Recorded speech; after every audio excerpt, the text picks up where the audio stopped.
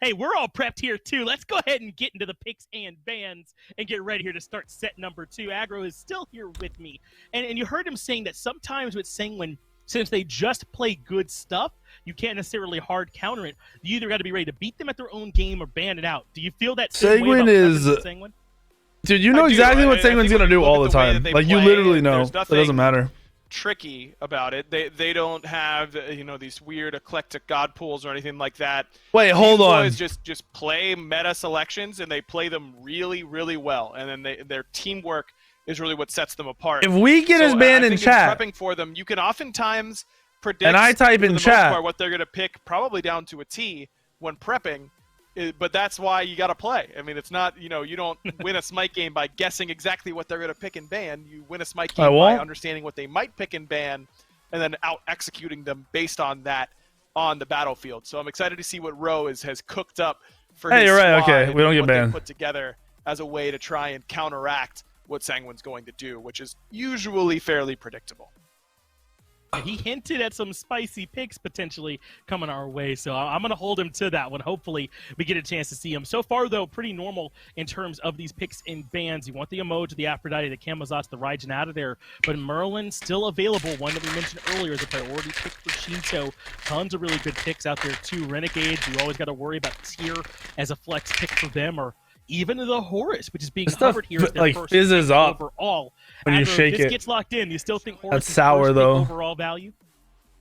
I think so. I think that maybe you can afford to wait a little bit on him. I don't think that he's quite as explosive. Yo, I get so many people banned. Hold on. The nerf that he took hurt him, but I think really overall, it's just that people have gotten a lot more used to playing against this character. And that if anyone adds me, they're gonna get banned, right? Off guard by how much damage he was doing early on, and then all these crazy ultimates that caught people off guard. Like, I can't change my text size because I have it big on a different chat. That's a major reason why he's lost a little bit of value, but certainly still worth an early pick.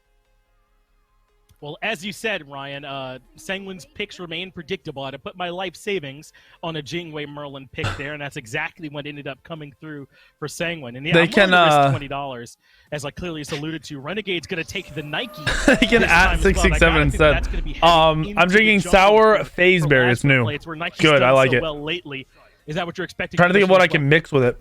Yeah, have to be. I mean, Solo Troll has played it solo lane. A warm salami. Thank you for the sub. Some success with it. So Laburvo, thank you for the tier 3 5 months. I missed that. I was AFK. Cold Oatmeal, thank you for the 1 year. And Tajadi, thank you for the 14 months. Recent trends, I feel like this has got to be Nike in the jungle here for Lasbra. And I wonder if it facilitates that early lead that I think he really relies on. That's my main question. Sure. Nike is really more of a late game team fighter, mid game monster in terms of damage output and tankiness. She kind of hits this break point later on where she can be killed all of a sudden once carries get their items online, but dives Merlin really, really well. He doesn't have a whole lot of answers to that gigantic AoE slow that lasts for an absolute eternity. So I like the idea of this Nike pick going into the jungle here for Renegades, but it can flex.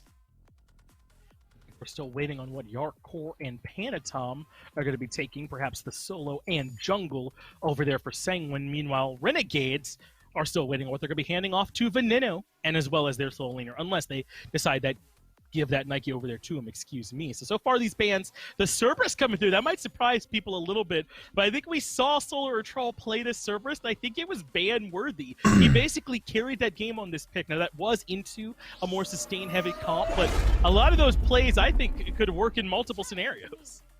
I'll answer Rasu for Jarkor, right? Jarkor's their solo? All these healers that are on the board now. Wait, is he their solo? Who's their solo? And people realizing just how impactful this pick can still be.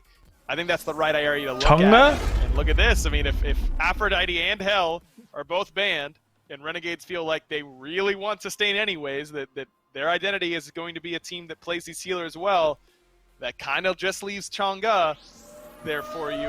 I imagine this is going Sid the Squid, thank you for the 10. Rigid, thank you for the 3 gifted. Thank you guys. Seriously. This SOT pick will be for the I don't know where our sub count's out. I'll check when game's over, but damn, we get up there. All right, here's my prediction. Nike. No, it is going to be Nike Jungle. Nike Jungle, Wukong solo, Chang'e mid is my guess. And I am a notorious, long-time hater of Chang'e mid. can't stand it. And it's really because I just had to play against it all the time in Season 2 Xbox because no one could hit their button, so they just played Chang'e and hit everything that was unmissable. But it still tilts me to my core this day in 2020. It still makes me mad. I just feel like Renegades, they've got good CC, they've got good dive potential, and you really got to hit insane waxing moons to make this composition work. Weekend, thank you for the 5 gifted. Magic damage light. All right, I was sitting here thinking about how fake you have to laugh because it wasn't funny at all. And like how even when I go and cast for them or like analyze, you like fake laugh all the time. Thanks so much, Finch and Aggro. What up, Josh? And Mifflin on the call for this. And I'm going to start things off, Miff, really talking about the mid lane matchup because we've got the Chang'e pick. But Shinto, at the moment, is the highest murdering person in Smite. 133 kills to his name. Closest person to him is Sam for Soccer with 110. 133. Damn. It just kind of shows Shinto got them kills. Wait, but the amount of kills doesn't matter because you can play more games. See him go up against Venenu, who's kind of what matters is like your KD. Or your kills per game. But going against Ven on this unorthodox Chang'e pick, Aggro highlighted it on the desk. Kills per game really would. I'd rather see that stat than he has 130 kills. If he's played fucking 8 more games, then it doesn't matter. Magical damage output on your team, you're usually going for something that's a little. Thank you, Sid, for another gifted sub. You would expect it to be a Merlin or a Ryzen or something like that. What's up, Josh? Having it be this Chang'e means that the Renegade's entire I gotta move my cam. Nah, I don't want to, dude. To be honest, I'm just not feeling it. Moons. Pretty short range as well, Chang'e, when you think about her abilities and the way they actually work and utilize in team fights. I think Sanguine would have quite a lot of escapability from that, or avoidance to an extent. I like the Naja from Panatom. His Naja is pretty good. Sashes or throw the ring toss. And Merlin, too, going to sit pretty deep back. We'll see what Venenu can make happen here as we tune in so far. Bit of an invasion attempt coming out from Renegades early on. Just gonna shrink the SPL down, make myself bigger next time. What up, Prodigy? Thank you for the 15. I'm good, Josh. I'm okay. How you been, man? Anyone's got a real edge looking at how picks and bans went? I got a fucking. The edge to Sanguine. They have a standard comp here. They've got every piece that they need. They've got a bunch of engage potential inside of this Jingshen and the Naja. Did Laz get the lead for them? Got all the damage that they should need. Yeah, Lasper did something weird at the start. He's got a nice little. Not a lead, but he's ahead. Majority single target CC. We see Jay. He started on purple. Oh no, they've been doing that. The mid Renegade's been doing this.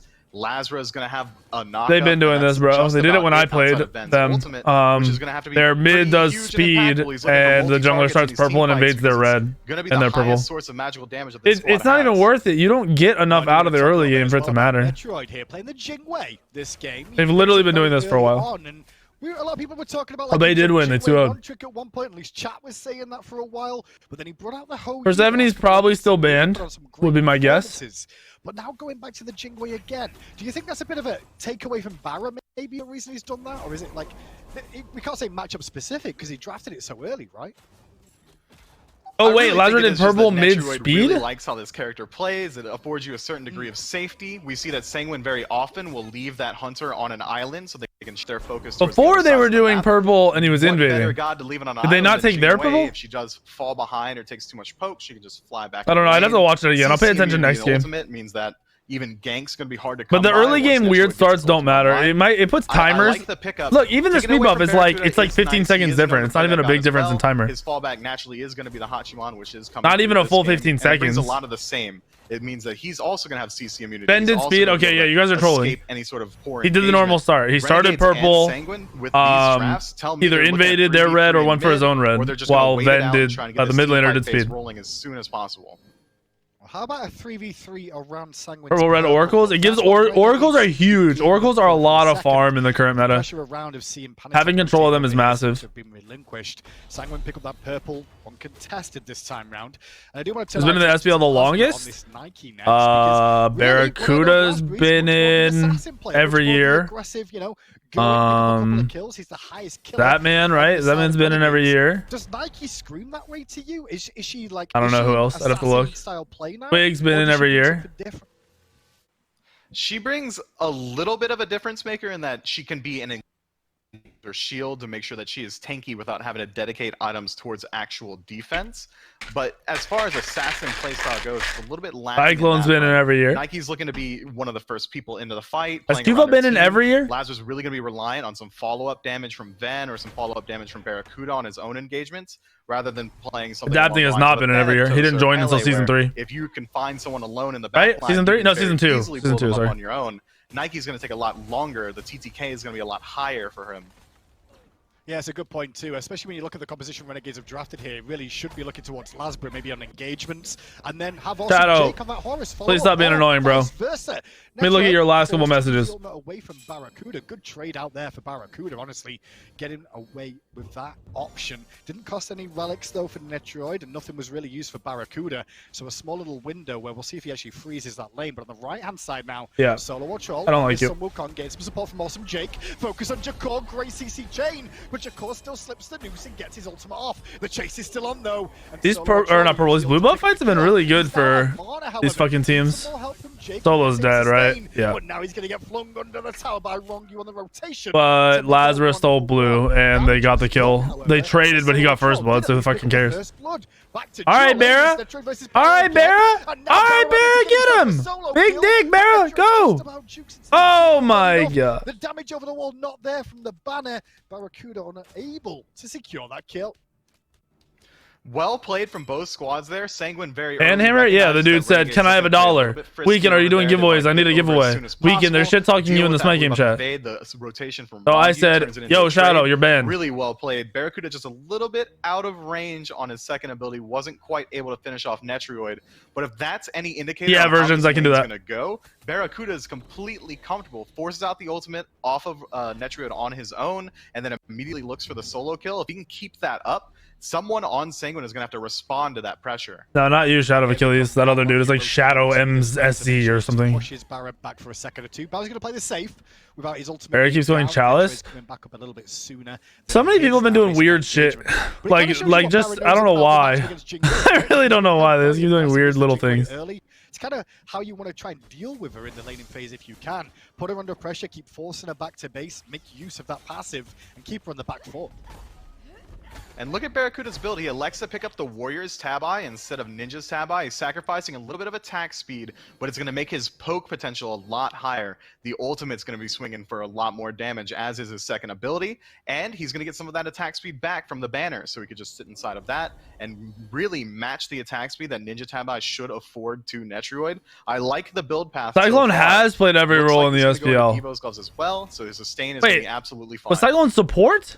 Support's coming back over to the dual lane there. As Veneni, who's been taking trips back to base, or should I say the bunny has. One of the benefits Changar has is that little bunny that will just bring the items back for her. Oh, was he support on the max cooldown option? He was support on Chunks. Pendant here by the looks of it. But engage on the right again towards the blue. Blink out from Solo Troll early to force Paniton back to safety. Solo Troll taking. Wait, when the Chunks were in the SPL, he was a solo laner. Here as he still contests and forced to use the ultimate.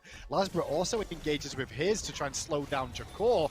And the buff is taken down for now. Renegades have to turn tail and walk away. Jakor picks it up for himself. Pressure averted from Sanguine again. I like the positioning from Sheen. Because we picked him up. Was he at the start? Was he support or something? Did they change roles? Because we picked him up because of how good he was at solo lane on that team. Have to use anything. Paniton though might need to use something now and does so. The ultimate's gonna Paniton's dead, right? Yeah. Lazarus dead again. Oh, Laz live! Oh, Jukes! Wait. Oh no, he's dead. he's out. Oh, if he'd have hit him on the knockup, that would have been sick. Another kill on the board. This is good. This is a lot of fighting, but they're fighting in the Sanguine jungle, so you can show the map pressure that fucking Renegades has.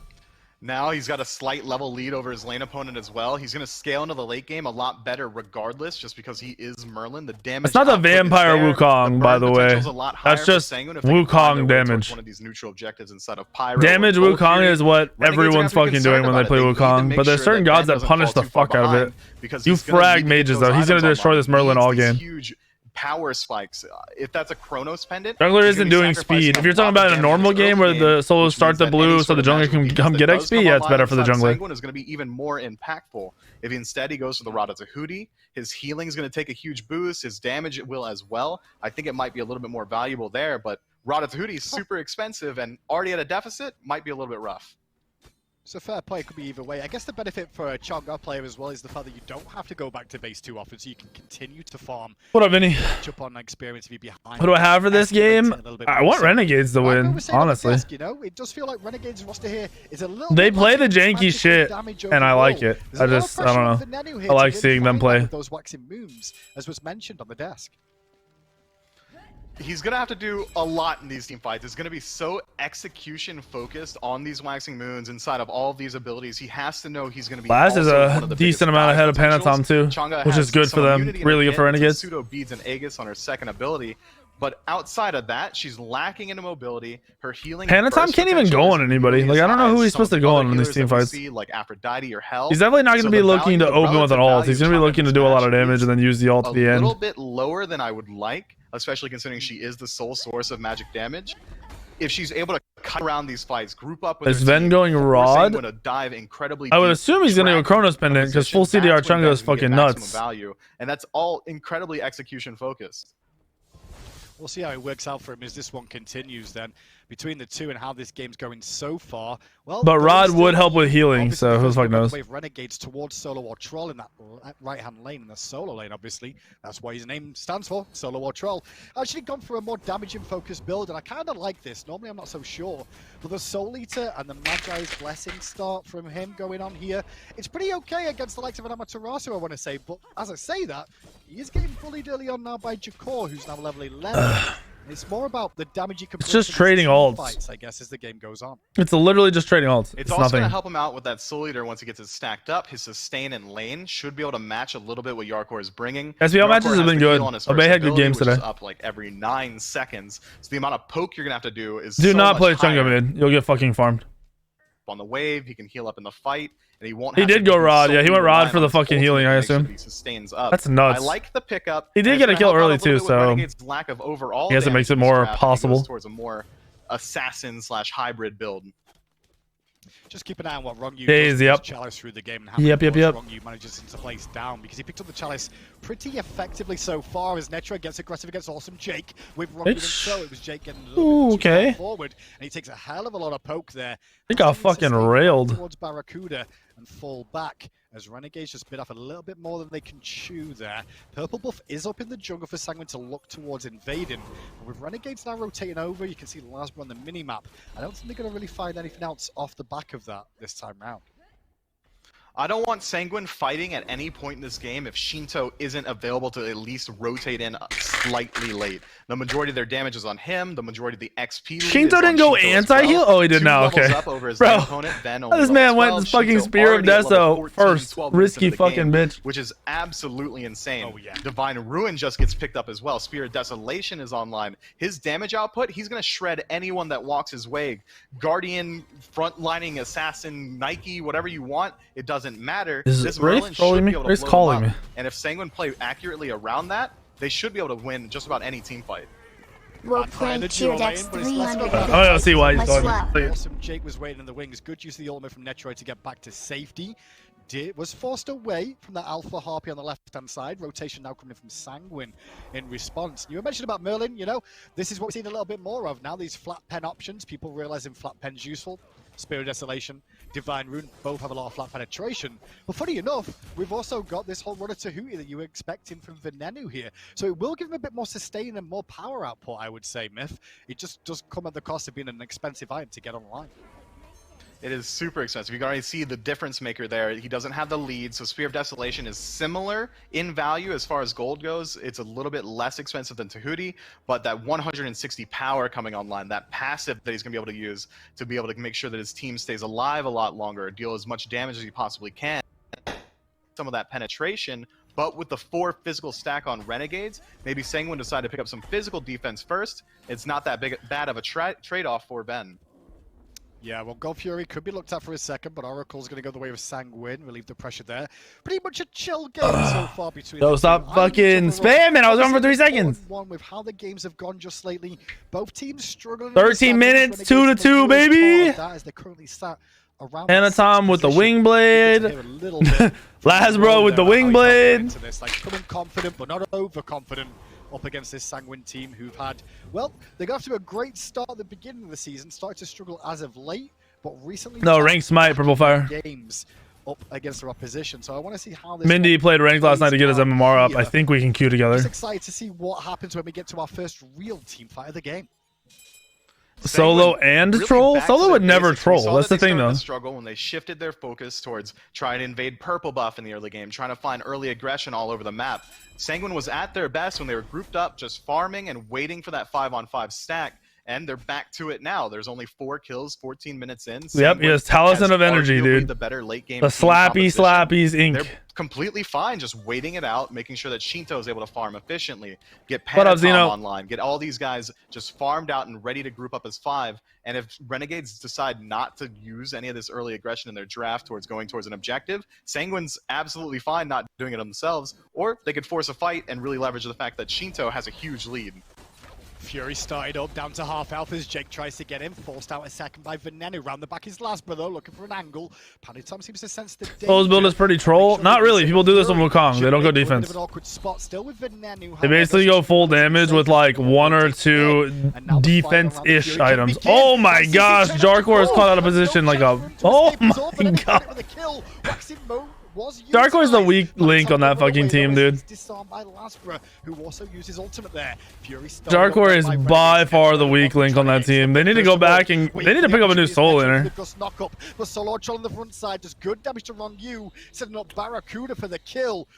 Ducky needs to learn fucking another language and go join their team. Sanguine get a little bit overzealous. They started up that Gold Fury. They wanted to force that fight, use some of that burn potential. Not really, though. Why does Smite not allow viewer points to be earned from other streamers in the community? Apparently, it's really hard to set up, was what I was told. And they're trying. And get caught out one by one. Rongyu gets picked out. Yarkor gets picked out because they're getting over-aggressive, while the rest of the core of their team, Panatom, Shinto, and Netrioid, weren't in position to help them. Renegades do a fantastic job of exploiting that, getting the 2 kills and immediately picking up the Gold Fury on the back end of it.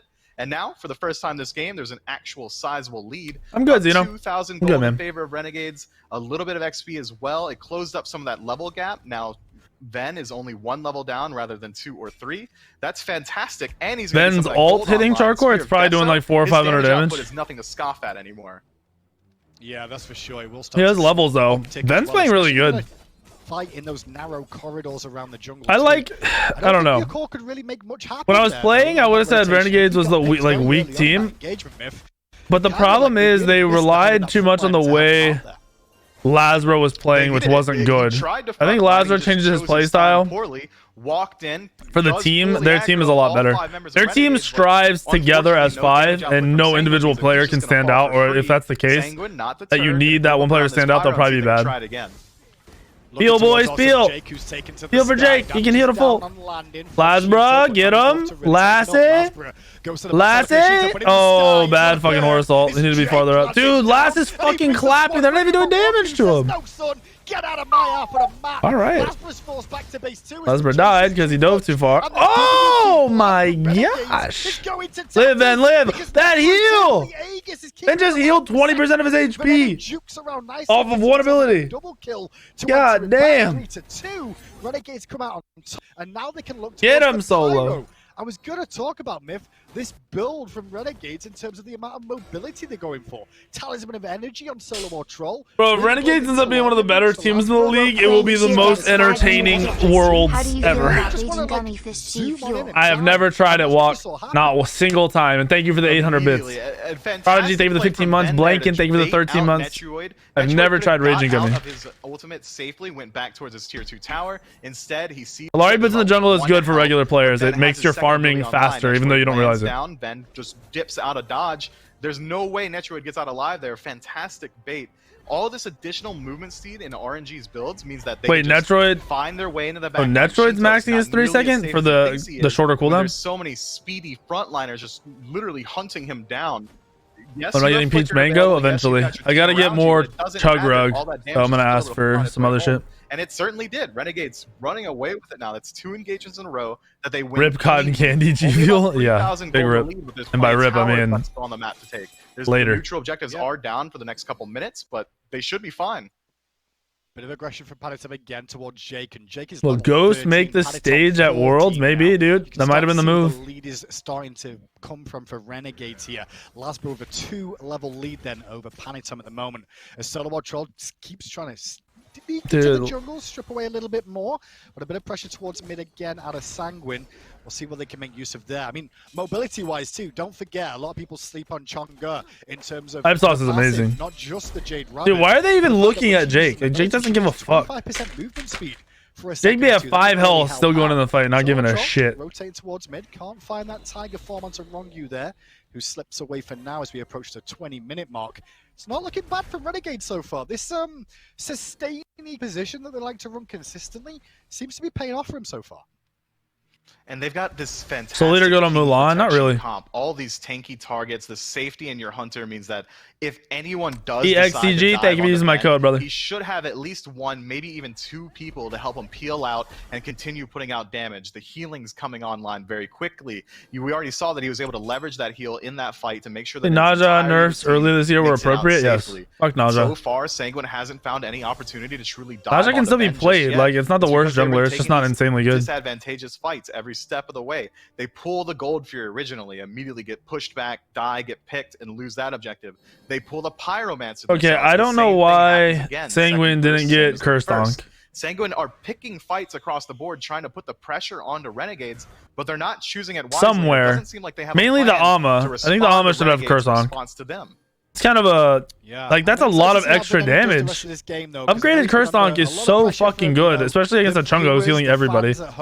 Saying that Venenu seems to be, hitting and missing quite often for the most part.